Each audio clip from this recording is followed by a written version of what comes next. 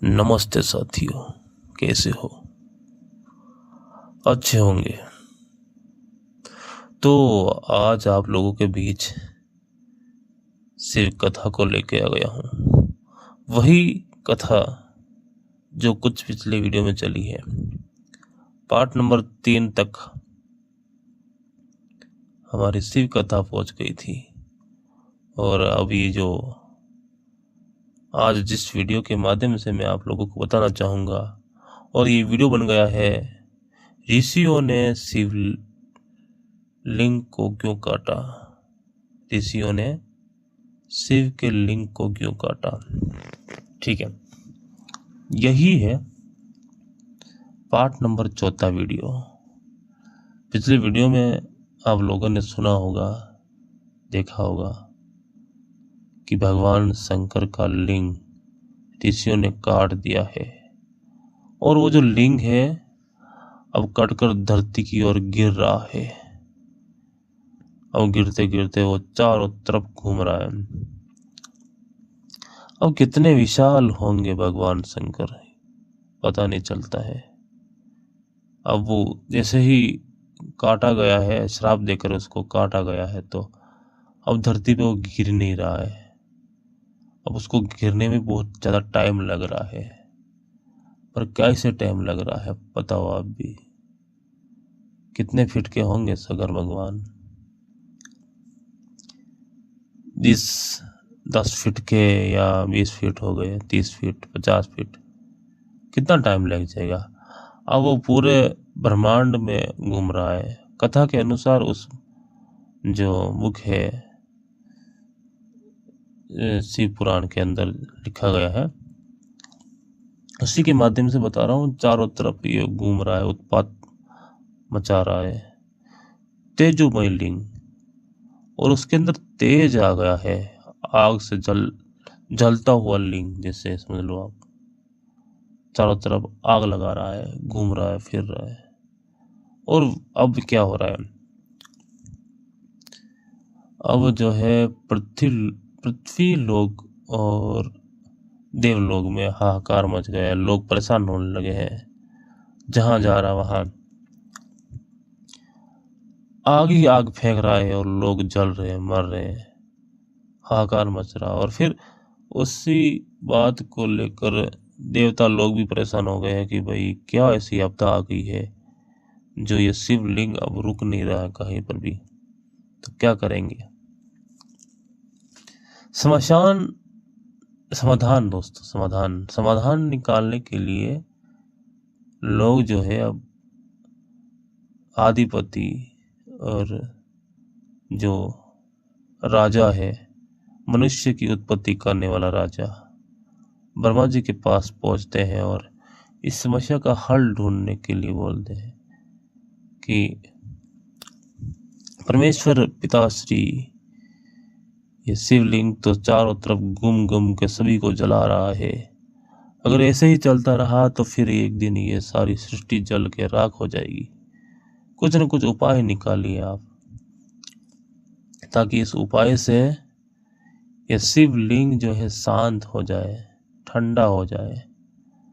अब पता नहीं कब ये ठंडा होगा, और इससे मानव जाति भी परेशान हो रही है, और हम देव लोग भी परेशान हो रहे हैं। तो कुछ न कुछ उपाय आप निकाल लीजिए, ताकि स्वस्थ हो जाए, शांति मिल जाए सभी को। तो अब क्या उपाय निकालते हैं ब्रह्मा जी, उन देवताओं को क्या कहते हैं, जरा इनकी बातें सुनते हैं।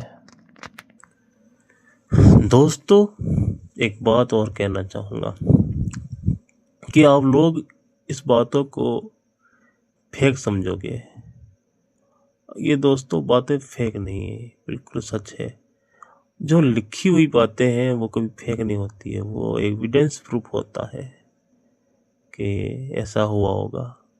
हाँ, अब ऐसा हुआ होगा, पर कैसे हुआ होगा उस पर जरा नजर डालते हैं। अब लोग क्या करते हैं कि शिवलिंग जो है उसको ज्योति स्वरूप मानते हैं, उसको निराकार मानते हैं, दिखता नहीं है लोगों के सामने, ऐसा उसको मानते हैं। वो मतलब शाकाहार नहीं है, तो फिर अब वहां पर जो लिंग कटा है, तो ये लिंग कैसे कट गया? अगर वो निराकार है, शाकाहार नहीं है, दिखने वाला नहीं है, सामने नहीं आता है, वो तो सिर्फ ऐसे एक आकृति बनाता है, वो तो सिर्फ एक आकृति बनाता है, जैसे कि बादलों की आकृति होगी या किसी और अन्य चीज की आकृति होगी। तो उससे अगर वो निराकार है, तो फिर वो कट कैसे गया? इसका अर्थार्थ ये होता है कि शिवलिंग जो है असल में काटा गया। ठीक है, इसमें दो काल्पनिक बातें जोड़ी हुई है। काल्पनिक बातों के अंदर एक और काल्पनिक बात कैसे, बताना चाहूंगा कैसे जोड़ा गया है। वो ऐसे कि पहली चीज कि अब जिस शास्त्र के अंदर ही लिखा हुआ है, ये शिव पुराण के अंदर ऐसा लिखा हुआ है कि कोई महान ऐसा व्यक्ति जो है विशाल रूप करके आया है, और वो आकर वीरान जंगल में खड़ा हो गया जहाँ पर ऋषि मुनि और उनकी पत्नियां रहती है। ठीक है, अब विशाल, इसका आकार भी विशाल है, और उनके जो हाथ में जो लिंग है वो भी विशाल है। अब ये बताओ, ये विशाल विशाल मतलब कि हट्टा खट्टा ऊंचा लंबाई चौड़ाई में बड़ा आदमी, तो ऐसा कहीं वर्णन मिलता है? कैसा ऐसा कहीं सबूत मिला है कि इतने ऊंचे आदमी का कभी कुछ मिला हो? कुछ बॉडी के पार्ट्स, कुछ हड्डियां वगैरह, ऐसा कुछ कुछ सबूत मिले हैं क्या ऐसा कि इतने विशाल आदमी भी हो सकते हैं जो 40-50 फीट के हैं? कितने फीट के हैं, मिला है कहीं क्या? और फिर उसी के बीच अब लिंग काट दिया है। अब पुराने जमाने में मैं तो ऐसा कहता हूँ कि जब लिंग काटने की प्रक्रिया जब बताई गई है, तो अब लिंग कटने के बाद तो आदमी को खत्म होना पड़ता है, मर जाता है, तो फिर वहां पर इलाज कैसे हुआ होगा शिव जी का? काटने के बाद वहां पर खून भी बहे होंगे, फिर उन गांव के अंदर क्या लगाया होगा, और क्या शिव जी बाद में बिना लिंग के ही रहे होंगे? बहुत सारे ऐसे सवाल हैं जो आप लोग सोचते नहीं हो, परंतु ये बातें सोचने की है। आप भी सोचिए, जब लिंग कट जाता है तो फिर अब उस लिंग को वापस वहां पर लगाना पड़ता है, और नहीं लगाया तो फिर शिवलिंग जब कट गया है तो शिव जी जो है बिना लिंग के ही थे, और जो आज शिव जी है वो शिव जी भगवान जो है, क्या वो बिना लिंग के ही है? उनका लिंग तो कट गया था ना।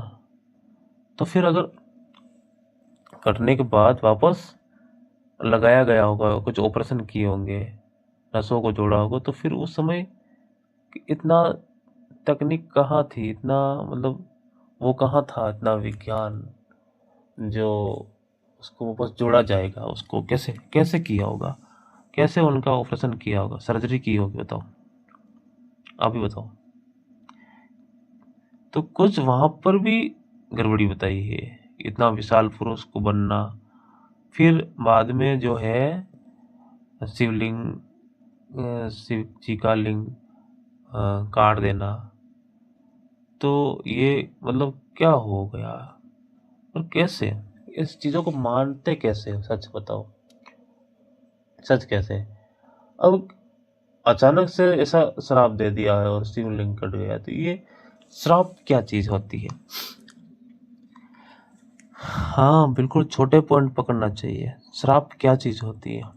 जब कोई लोग श्राप देता है, तो श्राप देने के बावजूद कहाँ से क्या निकलता है? जब मुख से कुछ तेज तेज धार वाला हथियार निकलता है? क्या निकला होगा जब उसका लिंग कट गया? तो तलवार निकली, चाकू निकला, क्या निकला? ऐसा कुछ तो वहां पर हुआ होगा। अगर शब्दों के से नहीं निकला तो फिर कहाँ से आया? अब जो श्राप दिया है ना, तो श्राप कहाँ से कुछ आया होगा, तो जाकर शिव जी के लिंग के ऊपर वार किया हो, प्रहार किया होगा, बताओ। तो अब यहाँ पर भी कितना कुछ गलत है यार। जो लिखावट लिखी हुई है, कहानियां बनाई हुई है, जो काल्पनिक कहानियां, लगता है कि काल्पनिक कहानी बनाना नहीं आता था, ऐसे बना लिया। ऐसे कैसे हो सकता है, बताओ आप भी। काल्पनिक कहानी के अंदर भी काल्पनिक कहानी ऐड कर दी। वाह भाई, एक तो रियल हो नहीं रहा है, और रियल जैसा वहां पर कुछ दिख नहीं रहा कि रियल हो रहा होगा। और ऐसे करने पर तो व्यक्ति की मौत होती है सीधा। फिर कई सालों के पहले ऐसा हुआ, और आज भी वो उस भगवान या उस इंसान को जीवित बताया गया है कि भगवान शंकर आज भी मौजूद है। तो फिर ऐसे कैसे हुआ होगा? तो दोस्तों, इस बातों पर ज़्यादा टाइम गंवाना व्यर्थ हो सकता है, क्योंकि हमें आगे बढ़ना चाहिए। और आगे क्या चल रहा है कथा में, आगे आखिर जो कथा है उसमें क्या बोला गया है, और तो जरा उस पर भी हम नजर डालते हैं, आप लोगों को सुनाते हैं। तो दोस्तों, कथा पर लेकर चलते हैं, जो जिस बुक के अंदर लिखा गया है, जिस शास्त्र के अंदर लिखा गया है, ये शिव पुराण के अंदर, गोरखपुर से छपी हुई शिव पुराण, ठीक है ना। तो अब क्या हो रहा है कि लोग ब्रह्मा जी के पास चले गए हैं, देवता और मानव लोग भगवान से प्रार्थना कर रहे हैं कि बचा लो हमें इस शिवलिंग से, ये तो बहुत बड़ा अनर्थ करता है, और जगह जगह पर आग फूंक रहा है, जला रहा है लोगों को, बचाओ। तो फिर ब्रह्मा जी भी उन लोगों को डांटे, और फिर उन जो देवता थे उनको भी डांट लिए, कह रही है कि भाई तुम ये क्या कर लिए? तो भगवान शंकर के लिंग को, भगवान शंकर के लिंग का तो अपमान कर रहे हो, तुम्हें समझ में नहीं आ रहा है? ये भगवान शंकर का जो लिंग है, ये क्या कर रहा है? कोई उत्पात नहीं मचा रहा है, ये तो लीला कर रहा है, लीला। तुम कितने गलत हो। ब्रह्मा जी उन लोगों को और उन देवताओं को डांटने लगे, बताओ। और फिर वो कहते हैं कि भगवान जो भी कुछ हो, पर बस बचाओ हमें तो बस बचा लो, इस शिवलिंग से हमें बचा लो बस, वरना ये सबको मार देगा। तो फिर उसने, ब्रह्मा जी ने बोल दिया कि एक काम करो, ये जो शिवलिंग है ना, इनको कहीं पर स्थिर करना पड़ेगा, इसको रोकना पड़ेगा। अगर फिर ये रुकेगा नहीं कहीं पर, तो ऐसे ही घूम घूम कर सबको जलाएगा। तो इसको कभी कहीं कहीं पर इसको स्थिर करना पड़ेगा, ऐसा स्थान बनाओ, ऐसी जगह बनाओ जहां पर ये जाकर स्थिर हो जाए और वहां से रुक जाए। तो फिर अब लोग क्या कहते हैं, और फिर देवता और क्या कहते हैं, तो जरा इनकी भी बातें सुनते हैं, और ब्रह्मा जी आगे क्या कहते हैं, बातें सुन लीजिए। और दोस्तों, आप लोगों को मैं बताना चाहूंगा कि सारी बातें जो है इस बुक के अंदर लिखी गई है। मैं स्क्रीनशॉट भी इनका लगा देता हूँ, और ये शिव महापुराण के अंदर लिखा हुआ है, आप लोग खुद पढ़ लीजिए और आपका कंफ्यूजन दूर कर लीजिए। सब लोग डर रहे हैं और देवता भी डर रहे हैं उस शिवलिंग से। वो आगे पीछे घूम रहा है, कभी ऊपर जा रहा है, कभी नीचे जा रहा है। तीनों लोगों के अंदर वो हाहाकार मचाया हुआ है। अब वहां पर देवता और ब्रह्मा जी की वार्तालाप हो रही है, कुछ न कुछ उपाय ढूंढने के लिए सोच रहे हैं। ब्रह्मा जी ने कहा कि कुछ उपाय ढूंढो ऋषि मुनि। तो फिर ऋषि ने क्या कहा कि आप तो परम पिता परमेश्वर है, पिताश्री है आप तो क्यों ना आप ही रास्ता ढूंढ के बता दीजिए। तो अब ब्रह्मा जी ने क्या रास्ता ढूंढा है, जो रास्ता ऐसा ढूंढा है कि आपकी आंखें खुली की खुली रह जाएगी, ऐसा रास्ता ढूंढा है वर्मा जी ने। और जो हमारे धर्म ग्रंथ है उसमें ऐसी बातें लिखी गई है। और अब मैं आप लोगों को दोस्तों कहना चाहूंगा कि वर्मा जी ने जो कहा है कि शिवलिंग को कहाँ पर स्थिर करना चाहिए, उनको कहाँ पर ऐसा स्थान देना चाहिए जिसको उसे शांति प्राप्त होए, उनको ये जलन है, ये तेजोमयी जो प्रकाश है, जो आग है, वो खत्म हो जाए, ऐसा स्थान बताया। तो दोस्तों अब मैं आप लोगों को सारी कहानी, सारी जो कथा है, मैं नेक्स्ट वीडियो में आप लोगों को बताना चाहूँगा। तो आप इस वीडियो के साथ बने रहे, उसके लिए बहुत बहुत धन्यवाद।